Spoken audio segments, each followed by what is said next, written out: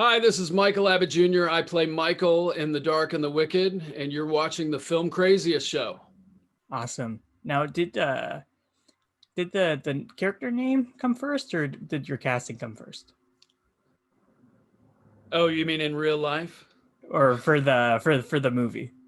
Uh, you know what? I think it was actually written as Michael before I was anywhere near it. So Okay. yeah, it was happenstance. Okay. Nice. I feel like it makes things simple on set, though.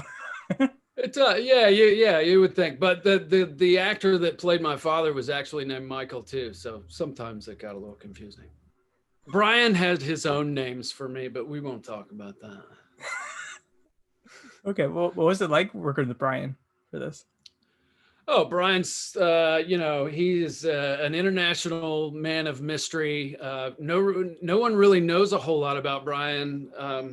I feel like he kind of stays away from the media and shies away from doing much press, and I think that kind of adds to the illusion of who this guy really is. But an absolute master of the horror genre, and his knowledge of that forum is absolutely unbelievable, and his ability to communicate with actors is actually on par with some of the best directors that I've certainly had the opportunity to work with. He especially on a film like this that was so personal for him. He wrote the script on the farm that we actually shot on. It was a farm that he grew up on as a kid. So it was a very personal film from the very beginning. So I think, he felt an obvious, very deep connection to what was written on the page and what he wanted to see on the screen. So I think that really came through in his communication to specifically Marin and I, who had never worked on a horror film before. It was really a new experience for us, and he held us by the hand and walked us through it 100%. Okay. What attracted you to the project? Because yeah, you've done like a lot of dramas like Mud and Loving. What attracted you to do horror? Uh, you know, I've never really been, full disclosure, I've never really been a fan of the horror genre for no other reason than that they scare the shit out of me. I just, I have enough anxiety as an individual already without adding horror elements into my life. But and I think I've always associated horror with kind of charactery, cartoony type characters and situations.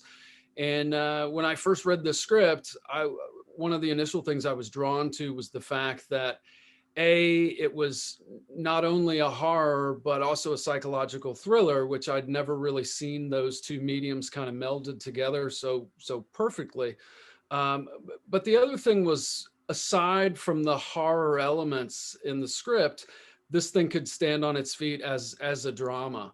And I've never really had an attraction to being a character being chased through the woods by a man with a machete or anything like that. But I think one of the things I really liked was the fact that these were real characters dealing with obviously very real circumstances, very dramatic circumstances, loss, grief, isolation, and the fact that it was a horror film, but with characters that I felt the audience could really connect to. I think that's my long answer for why I was drawn to it. That, and I wanted to work with the guy that did The Strangers. For sure. I like long answers. Don't worry. Oh, great. I'd love to ask though. What was it like that light switch scene for you? For you, who's like scared of horror movies, what was it like filming that? Was it creepy? It was a little creepy, and aside from the fact that there were times where Tristan was actually standing on top of the bed over me with the camera in his hand, and I've never actually been in bed with so many people in the same room with me, so that alone was a little creepy. But yeah, no, it was certainly less challenging in this film to have to act creeped out because one of the things that the crew did so brilliantly, and especially Tristan and Brian working together in pre-production, was the lighting that you see, the set dressings that you see, all of that stuff was already there. So what the crew did was they took the elements that already existed and just kind of built upon what was already there. So it was very naturalistic. You know, we were out in the middle of nowhere, Texas. It's very dark, and people say, you know, this movie's so dark, I have a hard time seeing. It was like, well, try being there, because that's how it was lit. So yes, that scene was creepy. They were all creepy because we were actually there living these scenes as the characters were experiencing them too. And I think that's a huge testament to the crew. Okay, so the isolation made it a little bit unsettling at times. Oh, 100%. 2 months of that, or 6 or 8 weeks of that.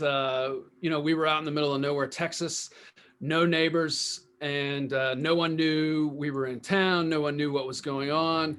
And I tell people it was the perfect pandemic film.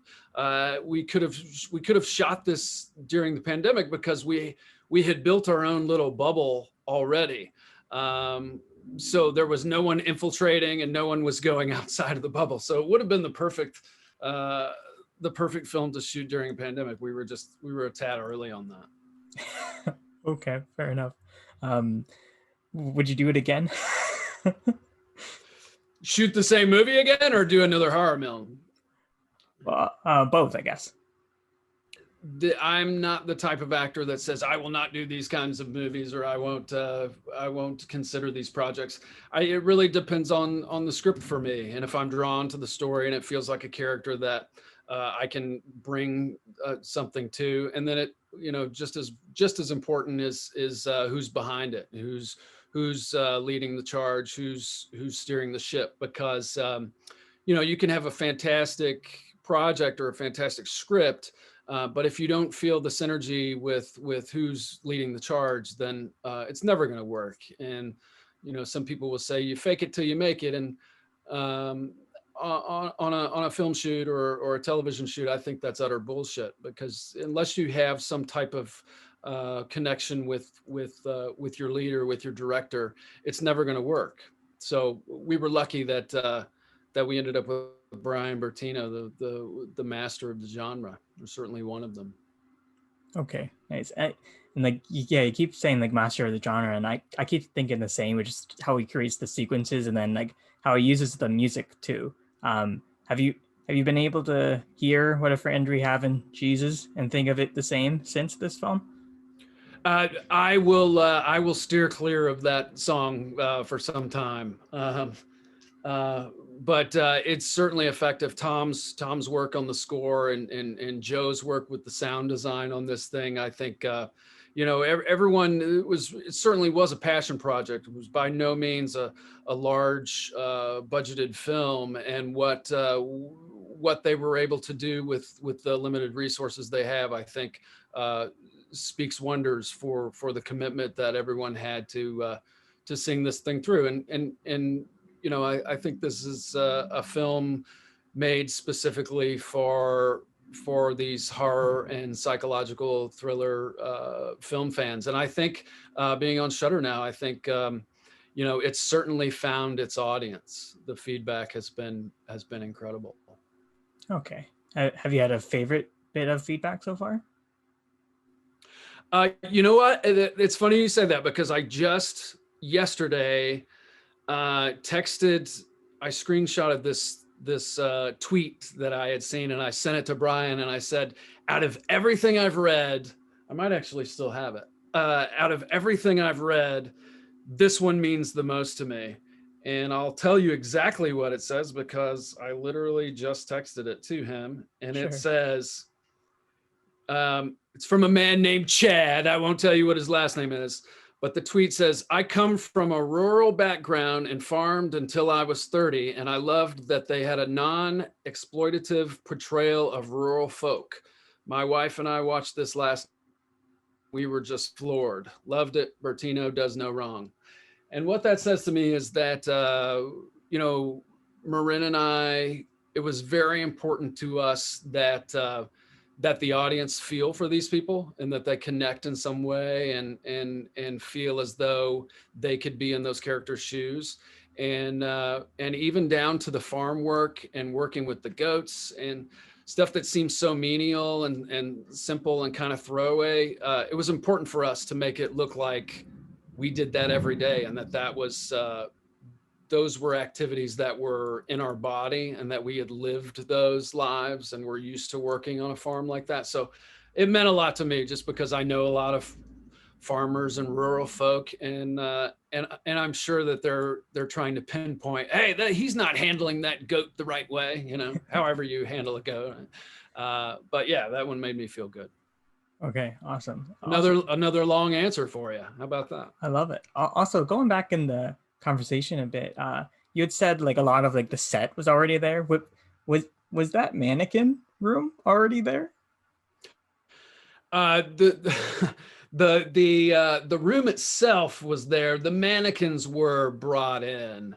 The mannequins were brought in, but I have a feeling that at one time there had been a seamstress's mannequin on the property somewhere, and I think that's kind of what brought that idea to Brian. But in terms of the large volume of creepy mannequins, I think most of them were shipped in, and they actually had bigger trailers than we did, and were treated better than the rest of us. Was there anyone scared to go in that room or a little unnerved? I absolutely wouldn't go in that room unless the whole crew and Brian were there. I mannequins, I can't even walk through a JC Penney without hiding behind something. Okay, without shuddering. Right. Pun intended. Michael I hear you. Abbott Jr. Nice plug. Yeah. So yeah, I think that's my time. So Michael Abbott Jr. for The Dark and the Wicked. Thank you for chatting with me on the Filmcraziest Show. Thank you, Daniel. I appreciate it. Thanks for having me.